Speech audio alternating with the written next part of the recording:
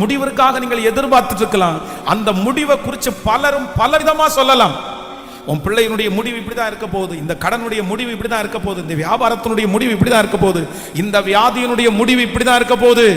டாக்டர்கள் கூட அப்படியே சொல்லலாம். ஆனா நான் இந்த பலிபீடத்திலிருந்து விசுவாசிக்கிறேன், அவர்கள் சொல்லுகிற முடிவு அல்ல, அவர்கள் சொல்லுகிற முடிவு அல்ல.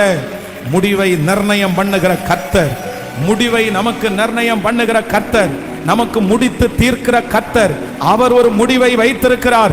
யோபுக்கு அவர் ஒரு முடிவை வைத்திருந்தார். அந்த முடிவு தீமையான முடிவு அல்ல, நன்மையான முடிவு. யோபுக்கு கர்த்தர் ஒரு நல்ல முடிவை வைப்பார். ஆனால் இந்த சத்தத்தை கேட்டுக்கொண்டு இருக்கும் போதே கர்த்தர் வாக்கு கொடுக்கிறார், உனக்கு நான் கொடுக்க போகிற முடிவு, எஸ் பிரைஸ், எஸ் ஹalleluya. அந்த முடிவு தீமை அல்ல, தீமை அல்ல. இந்த முடிவு சாட்சியாய் நிறுத்தும். இந்த முடிவு உன்னை ஊழியத்தில் பயன்படுத்தும்.